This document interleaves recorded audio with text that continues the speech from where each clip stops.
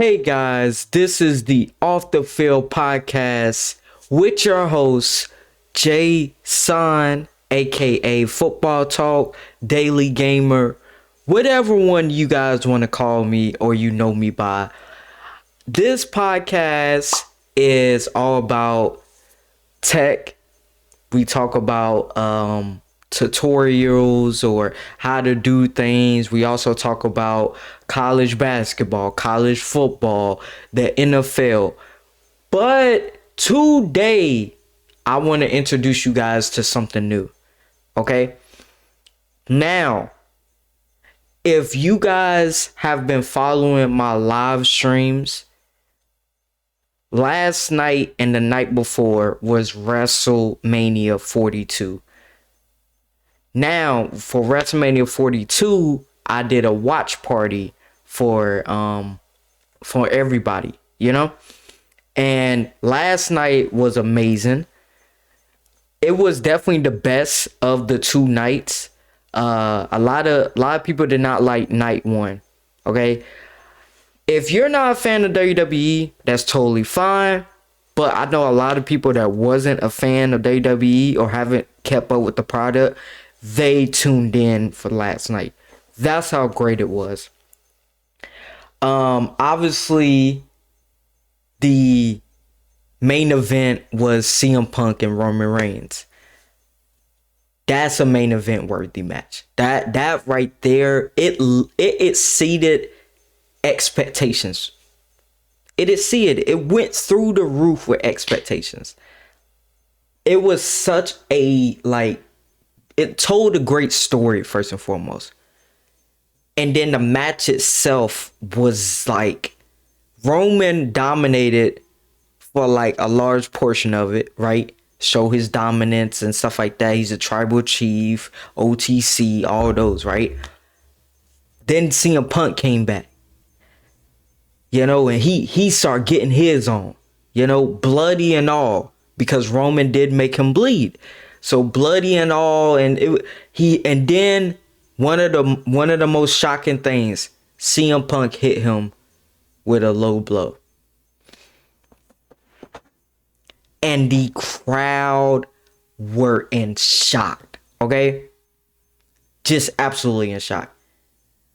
And Roman at the end hits a spear coming off of the ropes. Bam. Comes back, hit him with the spear. 1, 2, 3. He is your new WWE World Heavyweight Champion. Man, we had the ladder match. The first time we've had a ladder match, and I don't know how long, for WrestleMania. Because if you guys did not know or you guys forgot, they used to have a Money in the Bank ladder match every year. This was before they had the Money in the Bank pay-per-view. So that ladder match was the Money in the Bank, That's what they called it as well. CM Punk, the last time they had it, CM Punk went back to back. He won the previous year. I think it was WrestleMania 25 was the last time they had it.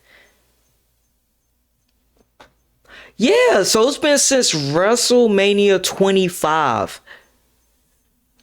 I remember watching that on DVD. They had the DVD disc of all three of them. They split it up and stuff. That's when WrestleMania was one night and it was 4 or 5 hours long.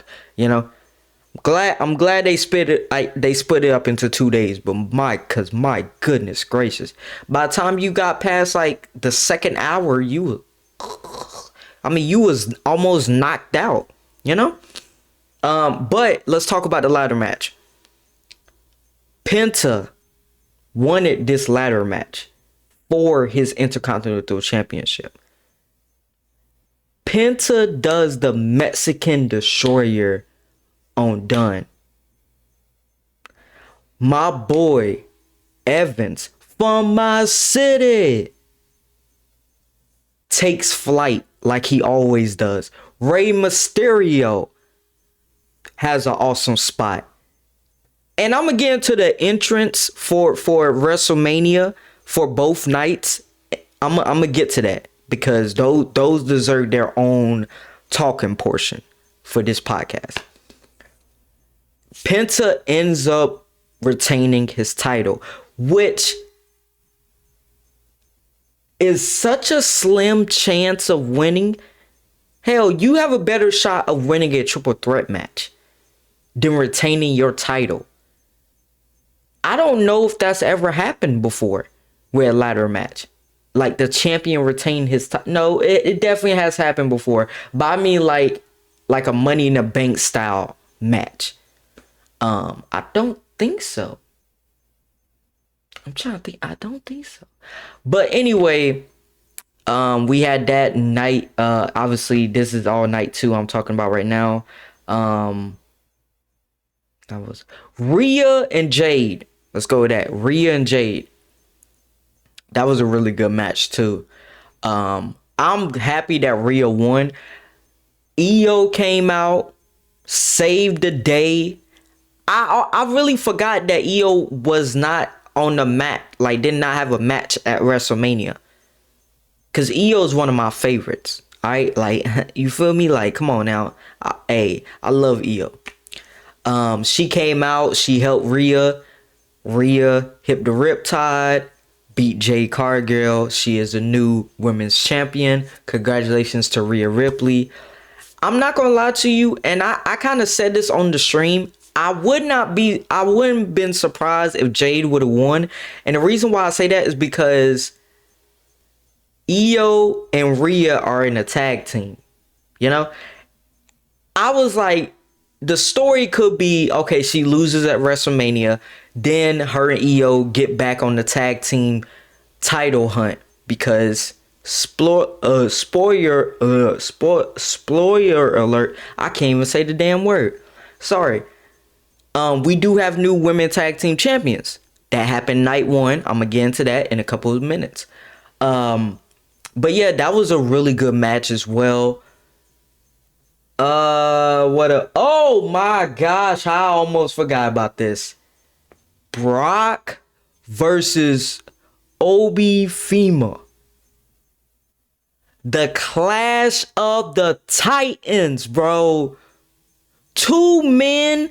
These are 2 men. If we got to send to another world, to another planet to defend Earth, I'm sending them to. And I got all the faith in the world we gonna survive.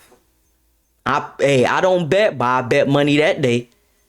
Everything I got in my bank accounts, I'ma bet it. Okay, that we gonna be good with them too. I mean, Brock finally got some offense, you know, but Omar was just so over, you know, and you don't see that often. A young star coming into the main roster versus Brock, and the fan support it was just crazy, bro. It's been crazy leading up to it. You know, he's been dominating Brock, getting the best of Brock. Brock, for the first time in his career, was a underdog. That is a sentence you could not tell me in 2026. That would be a sentence I will say. Brock Lesnar walked into WrestleMania 42 as a underdog. Where they do that at? Only WWE, my baby. Only WWE can do something like that. And so at the end of the match, this one right here,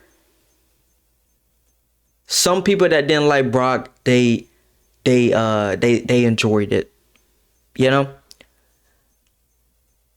But for me, I wasn't always a Brock fan. You know, I kind of got tired of him winning against stuff when he was the world champ and stuff like that. But the switch for me is when the Authority, Kane and them, pretty much like, that was the first. And by the way, this was like the first time that Brock got beat up. You know what I mean?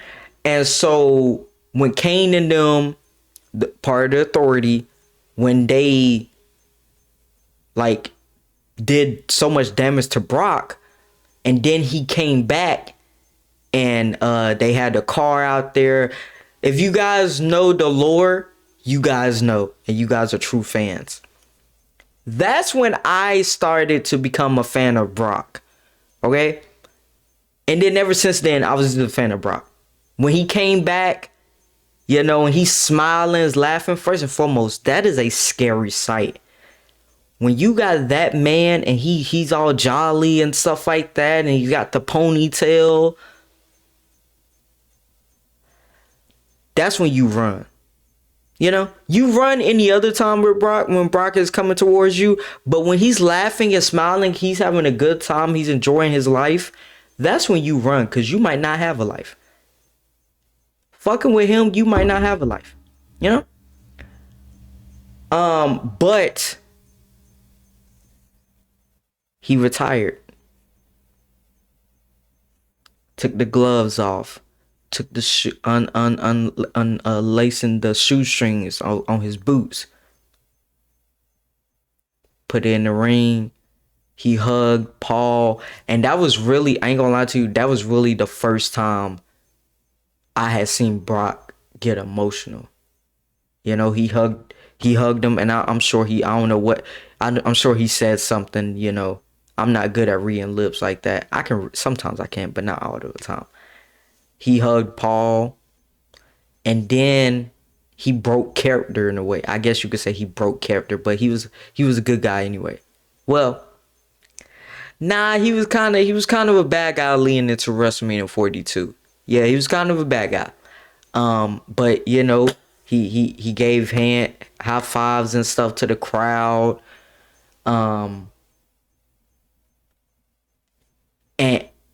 he went on his shield. You know, if this is it for Brock, this was just a good time for him. You know, to allow Omar to he's already got the fan support, but this win now, hey, he called out Roman. That could be setting up for a match for next year's WrestleMania. That could be the main event for next year's, you know? And I'm so happy for FEMA as well. His first WrestleMania, to get the pop that he got, man, I can only imagine like how he was feeling, you know? He's definitely going to be a World Heavyweight Champion. And it's going to be soon. Mark my words, it's going to be soon. He's going to be a World Heavyweight Champion, because he got it all. He got the aura. He got the moveset. He got the crowd behind him.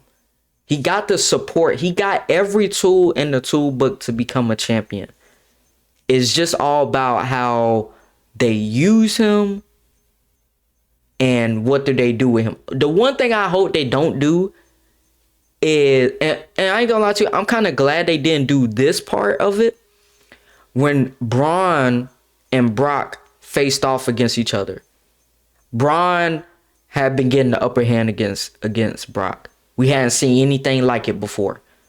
Braun was not scared, but Brock ended up winning that pay-per-view match, and it kind of like stopped the growth of Braun a little bit. Like Braun kind of went to the back seat. I'm glad they did not have Brock win that match, because that lets you know that they saw the mistake they did with Braun. Even though Braun later on became the world champion and stuff like that, that kind of stopped his growth. You know, a little bit after that. Obviously, there were some other things, but he should have beat Brock at that pay-per-view, in my opinion. Because if he's the monster among men. He's got all these things, the crowd's behind him, you know, and he's Braun fucking Strowman. You know what I mean? Like, he sells himself. I mean that in a good way, by the way, because I just realized how that sound. So yeah, that's just how I feel about things. Hey, congratulations to Brock. I mean, Brock has done so much for WWE. whether you don't like him or you're a fan of his, he brings in people. You know, he brings in people that would never have watched WWE. You know, he brings in the UFC crowd. He brings up this crowd. He brings all these fans because he's Brock fucking Lesnar. You know? So that was night 2, which was last night, Sunday. I'm recording this on Monday. The podcast goes out on Wednesday. So just letting you guys know that. Night 1. A lot of people did not like night 1. I saw a comment that said, this night 1 is everything I hate about TKO. Night 2 is everything I love about WWE. I could see their frustration. For me, I say this, night 1 definitely was not one of the best night 1s that we've seen in the past. But I wouldn't say it was like terrible. Right? There were still some good matches. There were still some good moments. I mean, obviously, we got the return of Paige. I lost it, okay?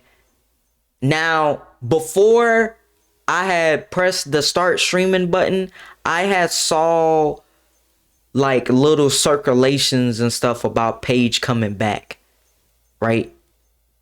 I be on X sometimes, okay? I don't post up there or nothing like that, like no more, but I do be up there sometimes. And I was seeing little articles and stuff coming out about Paige possibly returning at WrestleMania to replace Nikki Bella.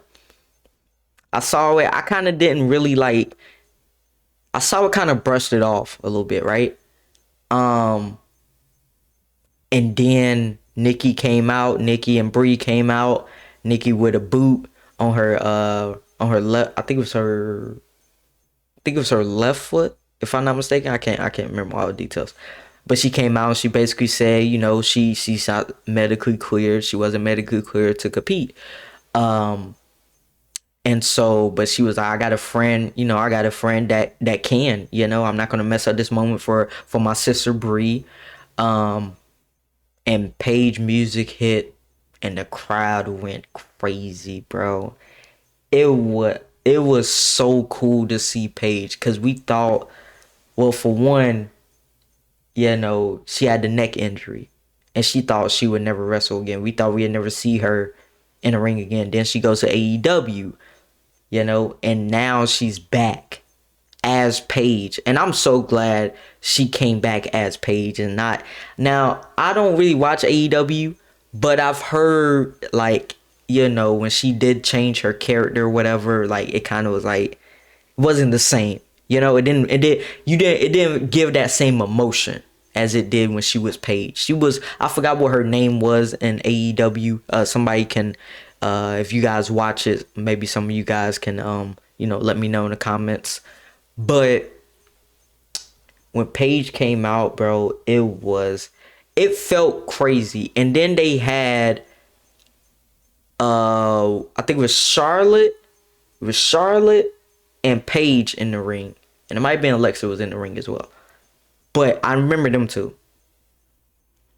That's evolution, bro. They helped change women's wrestling forever. Before that, they was in bikinis, and if they got a match, it was under a minute, you know. And then Beth and Melina and them, you know, they you know, help, you know, build that layer, right? And then Charlotte, Paige, Becky, Bailey,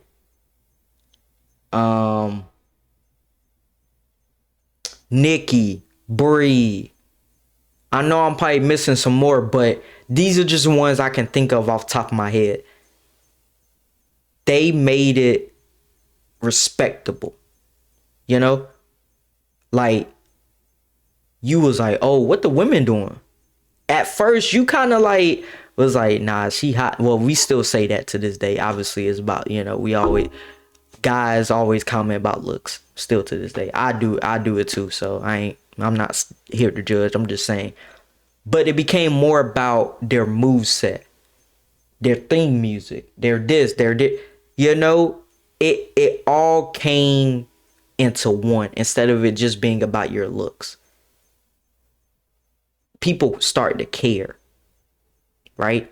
And obviously at WrestleMania, the main event, not this one, but some years ago, main event, the man Becky Lynch versus Charlotte and Ronda Rousey for the championships. Charlotte was the SmackDown champ. Ronda was the Raw champ. The man Becky Lynch walks out with both championships in the main event. First time ever women were in the main event. It stole the show. It deserved that main event when that happened. It was one of the craziest moments I ever witnessed as a fan of WWE. It still sticks out in my brain. Like, I still remember where I was at when it happened. You know what I mean? So, and I got bad memory, so that should let you know how good that was. But anyway, so back to night one, back to that match. That was I feel like it lived up to its expectations. Paige and Brie are the new women tag team champions. Now, I'm not sure how long that's gonna last. I don't think it's gonna last long. Yeah, because I think Paige is gonna probably move on to a singles run, and go after Liv Morgan championship, because Liv is the new women's champion. She beat Valkyrie. That was a really good match. Dominique fucking Mysterio. Oh, speaking of which, I done forgot about him. The Fiend, the Demon Fiend, night 2, last night. Return. That right there, bro. Oh my God. I watched that whole thing and I was just all in awe. I couldn't even talk. I wasn't saying much. Like, I was just in awe. But Dominique came out, helped Liv win the match. Liv hit the Oblivion, off the ropes. 1, 2, 3. She's the new women's champion. How do I feel about that?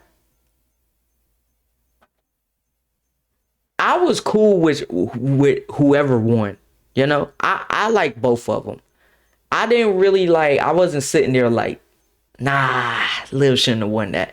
Like, it was one of those where there's no really wrong answer when it comes to that match. Cause you can go either way. The story writes itself, Obviously, Valkyrie is gonna go back after her title. And I would love to that storyline heated up at a perfect time, like literally right before WrestleMania. Liv with the knot on her head and stuff like that. Like, it made sense, that match. Because I know some people going in wasn't sure how they will mesh together, but they did their thing out there. So shout out to them. Let's see what was night 1. Cody Rhodes. Cody Rhodes. Cody Rhodes versus Randy Orton for the WWE Championship. Now, this is the one that a lot of people had a lot to say. A lot of people did not like the match. A lot of people thought the match was lackluster. A lot of people thought, oh, the best part was the ending when Randy pulled out the punt and ended up punting Cody. First time we had seen a punt in I don't know how long. It was a crazy moment. I reacted to it and all that. If it's on my channel, on my main channel, if you guys want to see that. That was a crazy moment. The match itself, it could have been better. it definitely could have been better. Pat McAfee obviously got involved. Um, the ref got knocked out. Pat gets into the ring, because Randy think he's got it. I think he had an RKO. 1, 2, kick out. Obviously everybody, he had neck brace on. Everybody was like, Randy, hit him with RKO. Hit him with RKO. Pat is telling Cody, get him. Like, get Cody. Get him out of here. Get him out of here. Da da da, right? And then Randy hit him with the RKO and the crowd went wild, right? But then Cody hits him, finisher, 1, 2, 3, crossroads, and he is still the WWE champion. A lot of people thought that a lot of people think Randy should have won the title. My opinion, I think it was good for Cody to win because now he can lose the title at another pay-per-view. Understandable that you want it to happen at WrestleMania, but at the same time, it can continue the story. And that punt, I think is only going to make the story better because now we got the revenge Cody, right? We got the revenge Cody. Obviously, I saw clips and stuff of him, backstage, and his eye was shut. I also saw that he had to cancel appearance or something like that was coming up. So best of wishes to Cody Rhodes. Congratulations on that. Now, I want to get to the entrance before this gets too drawn out. I got to get to the entrance. First and foremost, Cody Rhodes had one of the best entrance I've ever seen in WrestleMania. One of the best.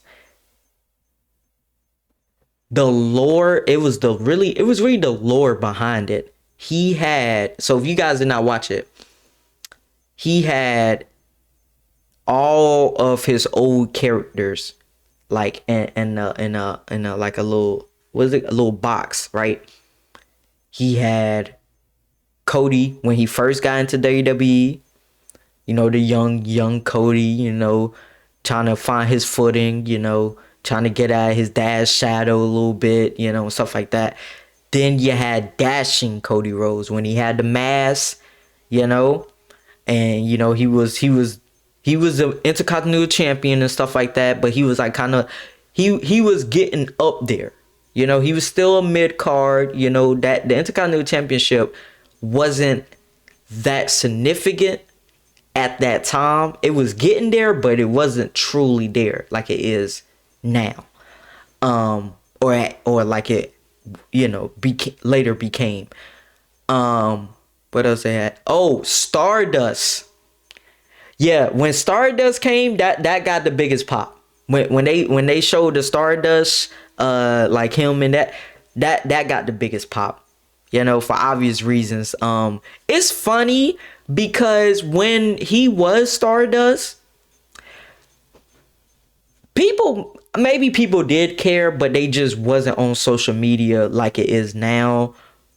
And I don't know, maybe they just didn't have a voice at that time. But I felt like people kind of did not like Stardust. Like, it was cool. It was a cool gimmick. But for one, you could tell Cody didn't like it. Like, start to not like he didn't like it. And the fans kind of were just like, oh, okay, Stardust, cool. Like, it was a cool entrance. Like, he had a cool entrance. He got on the... Yeah, like he had cool things in the gimmick, but it just wasn't Cody in my opinion. And obviously, people compared him and his brother Goldust. That it was a playoff of Goldust. It was crazy how a lot of people did not understand that at that time.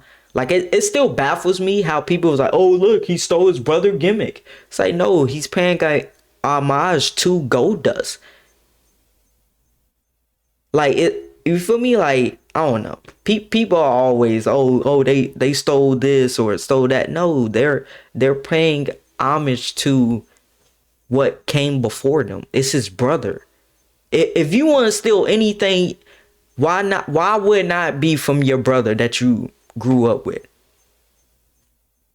Like, come on now. But anyway, but nowadays, oh, people miss Stardust. People want to see Stardust back. It's so crazy how that is with us as a human race. Like when we have something that's great or that's really cool, we always speak negative about it at that moment. Or we always have something bad to say, you know? But then when it's taken away from us or when it's changed, now we want it back. Same thing with gaming, I feel like, in the gaming community. You know, everybody wants, you know, a lot of people want to bring up, oh, how the older games were better and this and they had this and you know, the devs are lazy and this and that. But when they had it at that time, they were making the same complaints that they're making today. So how is gaming or how is whatever better back then when you guys were making the same complaints and voicing the same opinions back then that you're doing now? You're a hypocrite. You're just hypocritical, you know? And that's one thing I cannot, bro. I cannot stand. You know? Stand on what you stand on. If you don't like something, if you ain't like something yesterday, don't like it today. That's how I feel. If I don't like cheese, I made this, look, I don't care. I cannot stand American cheese. So tomorrow, I'm not going to get me a cheeseburger because I don't like cheese. I'm standing on that. Why can't others stand on that as well? If you was talking bad about something years and years ago and then it comes back, don't be up like, oh yeah, that was really cool. Like, I really missed that. No, you don't. You're just saying that because that's what other people are saying. And them other people that are saying that, they were not doing what you was doing back then. They looked at it as, you're doing that? Oh, you gaming? Ain't that for kids? But look at them now. Now they're the biggest voice in the room. You know? And that's his example. That's just me. I know I went on a little rant when it came to that, but Randy had one of the best entrants. You know, that's at least top 5. For me personally, that's top 5. Let's see some other cool. Oh, Ray entrance. I mean, he comes, you know, Buraka. He comes out of the stage, pops up like that. That brought back memories for me as a kid, watching Ray. Penta had a good one. Dominique actually had I ain't gonna lie. We gotta put some respect. I'm gonna put some respect on Dominic Mysterio. He had a really cool one. Obviously, The Fiend, his entrance was magical. You know, like it was everything that the demon is. And it was just so cool to see again. What else? I'm trying to think of another like go to. Oh, one entrance that I like how they split it was Alexa and Charlotte. If you guys saw the graphics and stuff that they had for it, like when Charlotte came out and stuff like that, one side was, you know, the colors and stuff that Charlotte was wearing. The other side was Alexa Bliss. And I like how they both had wings, right? They both had wings. It was very cool as a graphic guy, you know, like I love like stuff like that. Like that was very, very underrated and very cool to see. Another, oh, Rhea, obviously Rhea's entrance, you know, what can, you know, that was a really, really cool entrance. I'm trying to think of some like, oh, Alexa, Liv Morgan, obviously she has a new song that's out. If you guys haven't checked it out, it's probably on, I think it's on WWE's YouTube channel. You guys can check it out there. She performed her entrance, you know, and I did see a lot of people like, oh, this is not wrestling. What is this? Like, da da da. It's like, bro, It's WrestleMania. You put on a performance. You know, this is not a normal entrance. You don't come into WrestleMania and have a normal entrance unless you are a bad guy, right? Liv is, yeah, she's a bad guy, but at the same time, she got a lot of fans. And that song is pretty good in my opinion. So congratulations to Liv, man. That performance was dope as well.